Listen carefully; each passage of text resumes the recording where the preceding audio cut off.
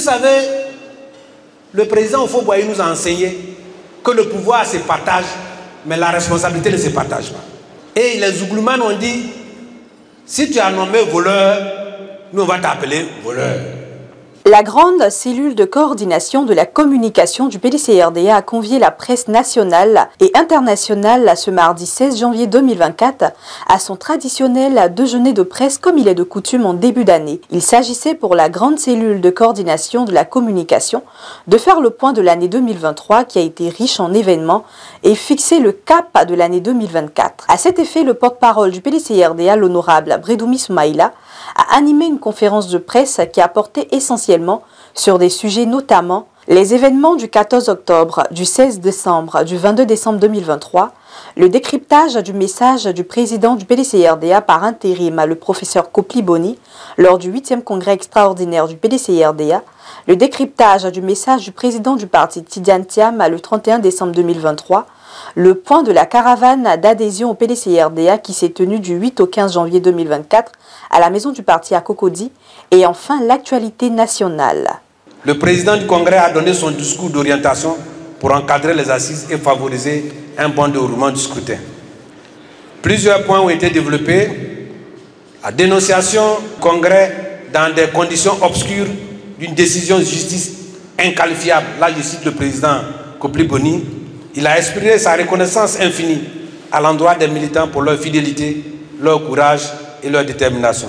Le président Kopli a aussi indiqué qu'il s'agit pour ses assises de choisir dans un esprit de cohésion et de fraternité un successeur à notre regretté président Henri Konan Bédié, lequel successeur devrait nous conduire avec l'impérieuse victoire que nous attendons en 2025.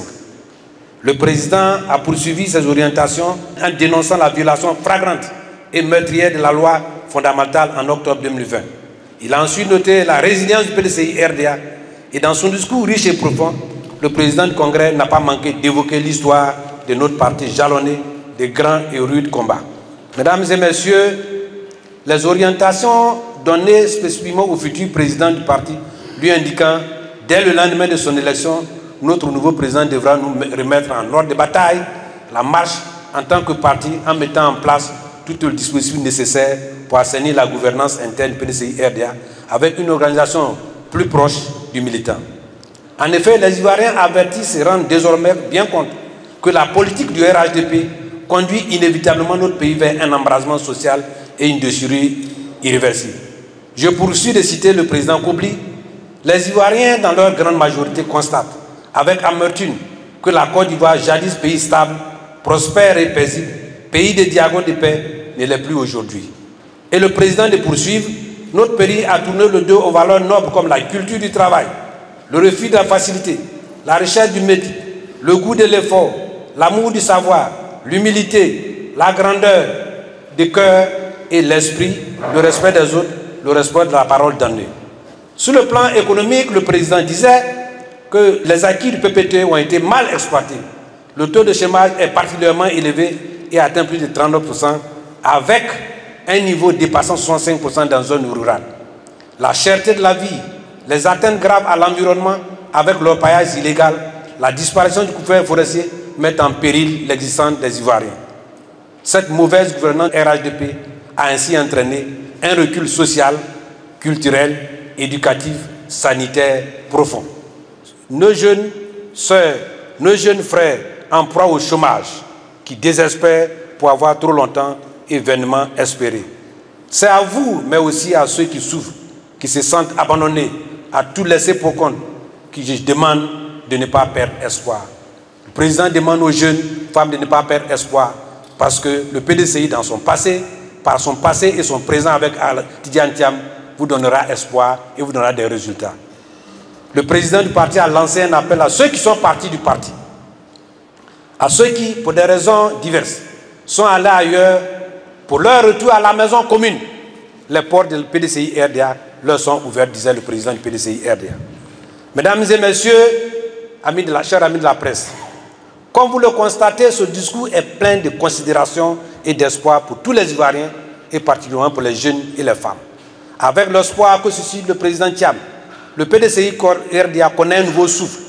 Son élection à la tête attire de nouveaux et nombreux militants. Les résultats de la phase de lancement des caravanes d'adhésion en témoignent.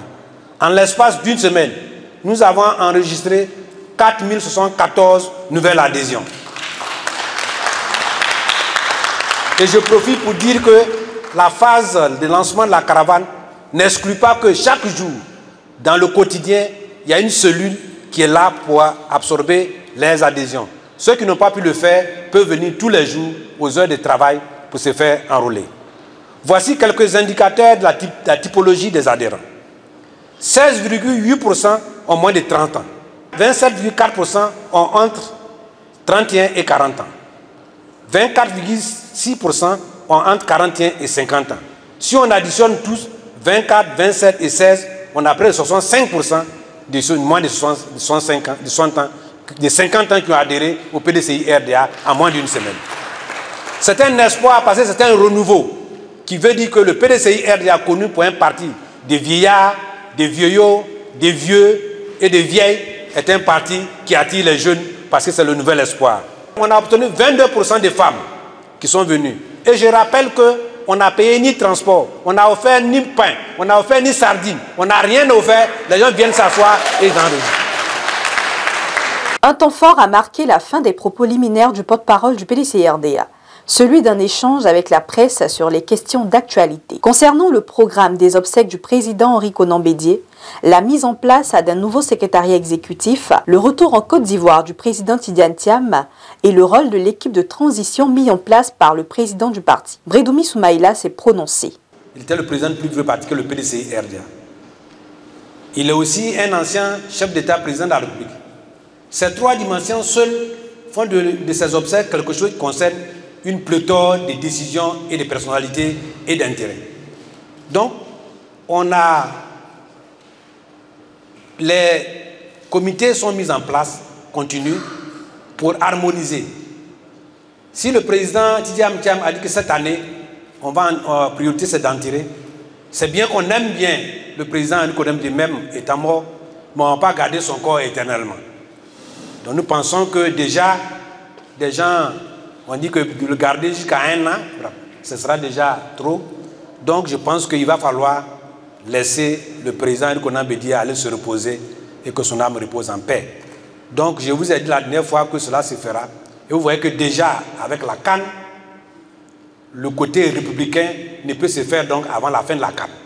Le gros tam-tam, je nous dis, les grosses paroles sortent des grosses bouches. Donc, au moment venu, les grosses bouches vont donner la parole qui organise les funérailles du président Henri Konan Bédié.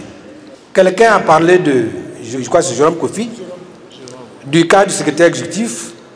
Voyez-vous, c'est vrai que nous sommes un parti considéré comme conservateur, mais si on fait du renouveau, ce n'est pas mauvais. Quand vous prenez les grandes démocraties, les États-Unis, l'Angleterre, etc., etc. Prenons le cas des États-Unis, que je connais bien parce que j'ai fait mes études là-bas, et puis l'Angleterre. Quand un président est élu, avant la prestation de serment, il met en place une équipe transitoire. Et l'ancienne équipe aussi, en contact, et ils font les passations. Parce que, remarquez, le président Bédié, ça fait 30 ans qu'il gère le PDCI-RDA. Il ne peut pas faire une passation à la va-vite. Il faut rentrer dans certaines choses. Donc le président qui veut être moderne, qui veut être modèle, qui veut apporter du souffle nouveau, il a dit je vais moderniser le PDCI-RDA. Pour moderniser là, ça veut dire moderne, ça veut dire nouveau. Il ne va pas faire l'ancien. Je vais donner un seul exemple. Pendant la période des élections du président du parti, vous avez vu ce qui s'est passé ici? Il y a eu des débats sur il devait démissionner, ceux qui avaient des postes ne devaient pas démissionner, etc., etc. Il y a eu des débats là-dessus. À la fin, qu'est-ce qui nous est arrivé?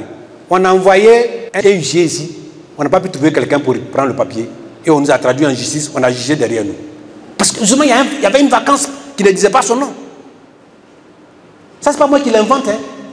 Huissier est arrivé, celui-là dit c'est pas moi, celle-là dit c'est pas moi, celui-là il faut voir telle personne. Et pendant ce temps, l'huissier est parti. Et ils sont allés juger sans nous. Donc, pour éviter ces problèmes-là, en attendant, il a dit, bon, on va prendre un point focal. Quand il y a un problème aujourd'hui, si les gens arrivent, ils savent que c'est Mou Sylvestre qui est le point focal, on va l'adresser à lui. On ne peut pas rester dans le vacuum. Il n'est même pas dit que ceux qui sont dans l'équipe de transition soient forcément ceux que le président va placer. En tout cas, je ne suis pas dans sa tête, mais il n'est pas dit. Si c'était le cas, il aurait déjà pris la décision. Il est en train d'observer, d'étudier, de voir les compétences pour mieux composer une équipe capable de répondre à ses aspirations et à l'aspiration des Ivoiriens.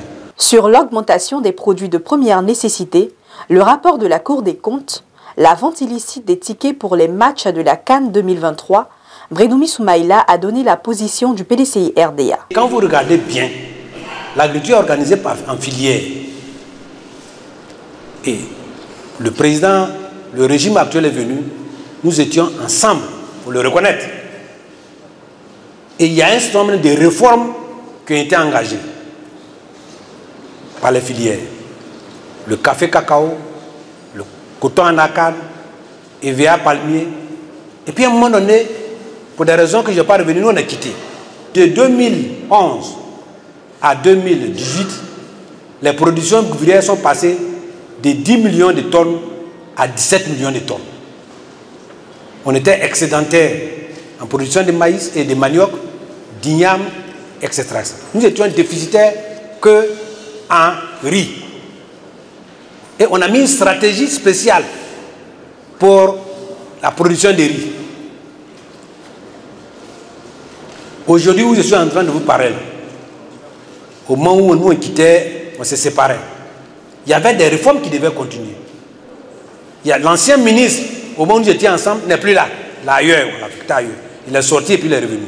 Ce qui est important, c'est qu'on ne voit plus de stratégie. Au niveau de la culture vivrière, savez-vous qu'il y a une stratégie, en plus de celle du riz, une stratégie sur les cultures vivrières autre que le riz, qui n'est pas mise en œuvre. On devait financer la première phase avec 728 milliards. Et l'Union européenne avait donné un petit fonds de l'ordre de 13 milliards pour commencer. On a commencé sur les maraîchers et le manioc. Aujourd'hui, nous sommes déficitaires en production de manioc. C'est-à-dire que la demande de manioc est plus élevée que la production de manioc. Nous sommes déficitaires. Nous sommes déficitaires sur le riz. Nous sommes déficitaires sur le maïs. Nous sommes déficitaires sur le manioc. Nous sommes déficitaires même sur les maraîchers. Et il y a une grande structure. Donc, bien, et l'ananas. On devait faire une stratégie sur l'ananas. On ne l'a pas fait. Dans un an, la Côte d'Ivoire ne va même plus exporter une seule tonne d'ananas. Nous sommes passés de 200 000 tonnes à 27 000 tonnes. Et bientôt, quand on va aller au salon d'agriculture à Paris, si on veut ananas là, on ira au Ghana pour aller faire échantillon là. On n'en aura plus. Il en est de même pour la filière canne. Rappelons-nous que c'est sous le président Henri Konan Bédié, alors ministre des Finances, qu'il a mis tous les grands complexes. Je fais ça, vous allez voir où je vais chuter. Les grands complexes. On a accusé Bédié, il a fait tant. Mais aujourd'hui, c'est 60 000 personnes qui vivent de l'industrie sucrière. 60 000 personnes. Après, on a privatisé avec deux grands blocs. Deux grandes structures. Une qui a pris Borotou, Koro, Yenula et autres, et une qui a pris Ferke 1, Ferke 2. Les autres compresses, Marabassa, Kastula et Borotou et Komwe ont été fermés. Notre consommation annuelle est d'environ 250 000 tonnes. Nous produisions 200 000 tonnes, donc il y a à peu près 50 000 tonnes de déficit. En lieu et place d'une réforme structurelle, on est venu les appeler pour dire on a un problème, il faut signer un contrat plan. Le contrat plan disait que chaque structure devait augmenter sa production et sa compétitivité. Il y a une qui faisait 98 000 tonnes, fait actuellement 230 000 tonnes environ. L'autre, au lieu d'augmenter 90 000 tonnes, est descendu à 75 000 tonnes. Donc on a déjà un déficit. Non seulement on a un déficit en production, mais on a un problème de compétitivité. Et aujourd'hui, le gouvernement est coincé. Bientôt, on va avoir la demande la plus forte, c'est le mois de carême des musulmans. Et je vous assure, si le gouvernement ne subventionne pas, il va y avoir des fermetures. Or, le gouvernement était sous contrat avec le FMI, ne peut plus subventionner. Donc, quelle est la solution? C'est d'augmenter le prix du kilogramme de sucre. Attendons-nous donc soit à une subvention, soit à une augmentation du sucre dans les mois, dans le temps à venir. Il n'y a pas de solution.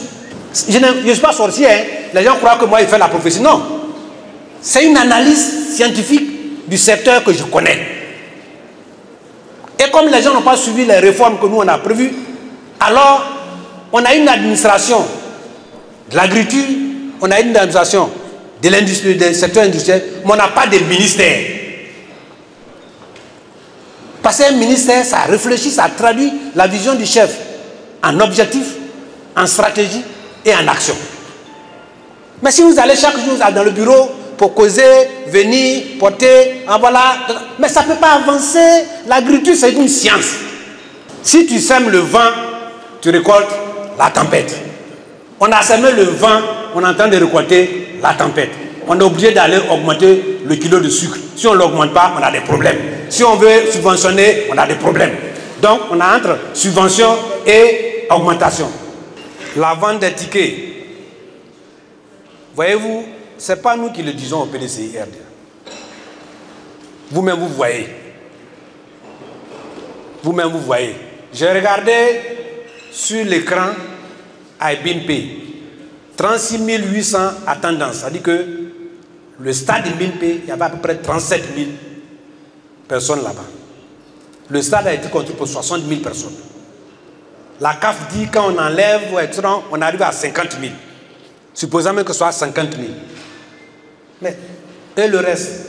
Et on nous a annoncé que la cérémonie d'ouverture et le match étaient faits à guichet fermé. Vous savez, quelque part, il y a des tickets qui sont sortis de leur origine, qui n'ont pas abouti à une présence effective de ces personnes. Monsieur Kofi de, je crois, le Bélier, parlait de la Cour des comptes. J'ai fait exprès pour ne pas en parler. Parce que, rappelez-vous, on parle de la Cour des comptes comme si c'est nouveau. C'est nous, PDCI RDA, l'année passée, qui avons été les premiers à parler de la Cour des comptes. Quand j'ai parlé de la Cour des comptes, et j'ai dit que la Cour des comptes avait fait une évaluation d'efficience de la gestion des comptes des ministères, et que certains étaient parmi les derniers, on m'a accusé de tous les mots, que je ne connais pas l'ordre protocolaire, que je confonds ici, etc. Il y a des journalistes même qui n'étaient pas au courant que la Cour des comptes faisait des rapports. J'ai dû donner le numéro autre. Et c'est le même rapport en 2022. Le groupe parlementaire PDCI RDA, malgré les explications de la Cour des comptes, malgré la certification des comptes, le PDCI RDA a voté contre la loi des règlements. Vous savez ce que ça veut dire? Nous votons le budget. On donne à chaque ministre. Il gère. Et à la fin, la loi des règlements vient justifier devant l'Assemblée comment ils ont utilisé le fonds. Le groupe parlementaire PDCI RDA a voté contre. La Cour des comptes a fait ses critiques. Malgré ses critiques, elle a certifié le compte. Mais le groupe PDCI RDA n'était pas satisfait et a voté contre. Pour cette année 2022, le compte de 2022, c'est un nouveau ministre qui est venu. On l'a écouté. On a fait des déclarations. On a posé des questions. Il nous a dit, comme je suis nouveau, donnez-moi le bénéfice de Nouvella et que l'année prochaine, je vais faire mieux. On s'est concerté. Mes collègues sont là. On a dit, c'est vrai, il est nouveau, mais c'est la continuité de l'État. Mais comme il dit il nous promet qu'il va faire mieux l'année prochaine, nous n'allons pas voter pour lui quand même, parce que nous ne sommes pas d'accord. Et nous avons voté abstention. Vrai ou faux? Donc, quand les gens parlent, nous avons réclamé que les débats parlementaires sur le budget soient télévisés en direct. Le pouvoir refuse. Si c'était télévisé en direct, vous allez voir les critiques que le PDCI a fait. Donc pour nous, ce n'est pas nouveau, c'est pourquoi je n'ai pas parlé. Nous, on a déjà dénoncé. On a dénoncé près de 800 milliards de comptes spéciaux du Trésor sans application de programmes spécifiques, dont 18 milliards sont prélevés pour le compte de la redevance RTI. La RTI ne rend pas compte de ces 18 milliards aux députés, entre autres. Donc nous avons déjà critiqué. C'est pourquoi nous ne votons pas pour la loi des règlements. Quelqu'un a parlé qu'on donnait 4 milliards à l'opposition. Ce n'est pas vrai. Les 4 milliards, c'est selon la loi, la Constitution, c'est 1 millième, ça doit être 1 millième du budget. Nous l'avons modifié en disant que le budget comprend, c'est les députés qui votent, comprend les dons, les prêts. On ne peut pas indexer ça au budget global. Il faut l'indexer ça sur les recettes fiscales. Mais donc, c'est l'ensemble des partis qui sont représentés, y compris le parti au pouvoir. Et on répartit selon le volume, la masse d'élus et de la population qui est élue. Sur les 4 milliards, peut-être qu'on va avoir 1 milliard. Mais des députés, s'ils étaient contre le rapport, ils n'allaient pas voter. J'ai écouté le porte-parole du gouvernement qui, comme toujours, banalise les choses. Il dit, ouais, la Cour, ça veut dire que les choses marchent bien. Oui, monsieur le porte-parole, la Cour des comptes fait bien son travail. C'est pourquoi vous êtes dernier dans le classement. Il est le dernier.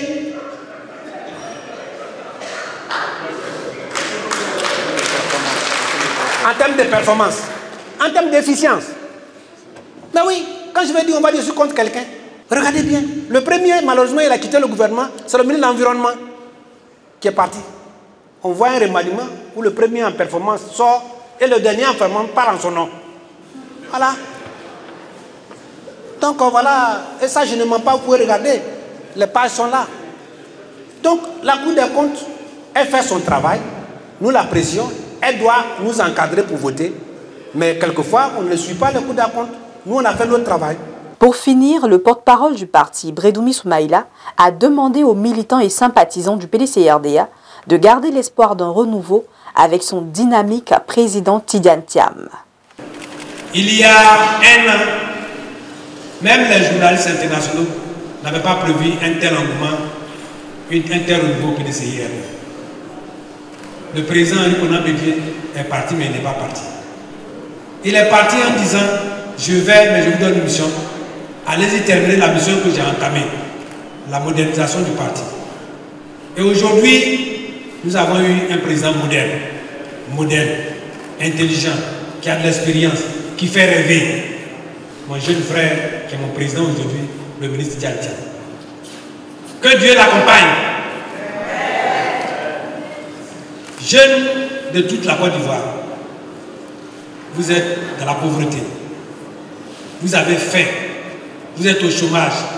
Vous avez désespéré. Ne désespérez pas, parce que l'espoir est avec Tidiane Thiam. Femmes, vous souffrez dans vos entrailles, dans votre esprit, parce que vous-même vous souffrez, vos enfants souffrent, vos maris souffrent, tout le monde souffre, et vous dormez mal. Ayez espoir, le PDCI nouveau avec le ministre Thiam arrive. Étudiants, vous vous demandez s'il faut étudier ou non. Si il faut étudier, parce que demain, la valeur comptera, votre savoir-faire comptera. Et au pays, la valeur du savoir-faire, du mérite, triomphera sur le népotisme, sur le favoritisme et sur les embêtés-clés. Mesdames et messieurs, moi j'ai foi en Dieu et j'ai foi en PDC-RDA. Si nous avons fait carême pendant des années pour atteindre l'arrivée du PDC-RDA, Dieu nous a fait grâce cette année pour voir un peu l'espoir qui est né. Cet espoir, c'est le PDC-RDA. Ivoiriens, n'ayez pas peur, n'ayez pas honte. Rejoignez tous ensemble, la caravane de la paix, du dialogue, de la fraternité que prône le PDC-RDA, le bonheur et la prospérité partagée. Le PDC-RDA arrive et le PDC et le pays sera sauvé. Venez tous et tous ensemble, allons prendre le pouvoir dans la paix, dans la tranquillité, dans le dialogue, par une démocratie réelle, une démocratie vraie. Et le PDCI vaincra et vaincra. Merci beaucoup.